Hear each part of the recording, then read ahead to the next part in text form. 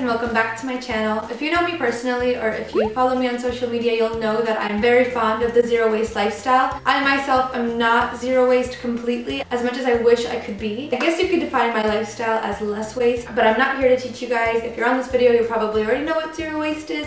If you don't, make sure to Google it because it really did change my life. And the minute I saw the effects of plastic and just general waste on the earth, I completely changed my lifestyle so I could start producing less trash. Today I'm going to be sharing one way you can reduce your trash with me, and that is with this awesome beeswax paper that I'm going to teach you how to make today. It's a great substitute for the awful plastic bags we use on a daily basis. I already had this in my house, but I'm planning on never buying it again. I noticed at my university, at work, around friends, that basically everything they needed, for example, for lunch or for dinner that they brought with them, they would pack it in these little things, these little plastic bags.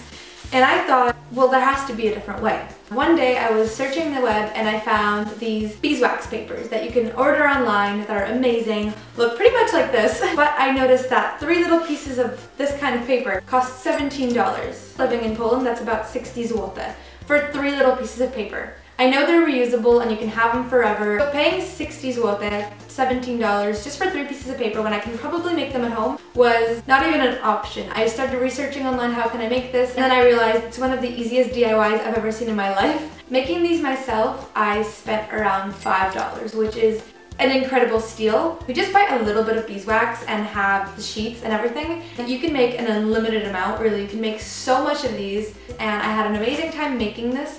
So I cannot wait to share with you guys how to make them. If you're interested in more zero waste lifestyle type videos, DIYs, make sure to give this video a thumbs up and subscribe.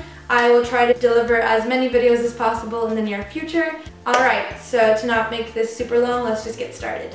Alright, to make this beeswax wrap, all you need are a few simple ingredients. The first main one would be fabric. Do remember that your fabric should be fairly thin. It should remind a bed sheet. I didn't actually have any old bed sheets or any old fabric that I could use, so I went and bought my own. I bought mine at Michael's and it was on sale. You could find these bundles of fabric for $2 to $5 depending on the size and the color, but just basically any fabric that's thin will do.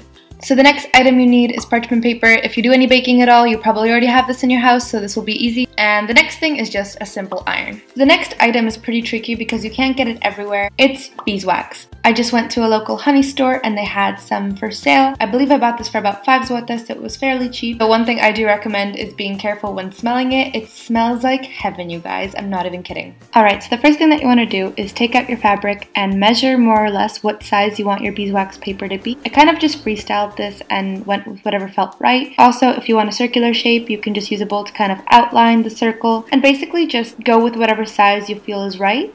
Once you have your fabric cut up to the size you want, get your station ready. And what I mean by this is you won't be making too much of a mess, but it's always better safe than sorry. So I just laid down a few kitchen towels. Next, you want to place an oven pan. On top of it, you'll be doing all the ironing, and you want to make sure that you have a towel underneath each corner, so in case anything drips, your kitchen counter is safe.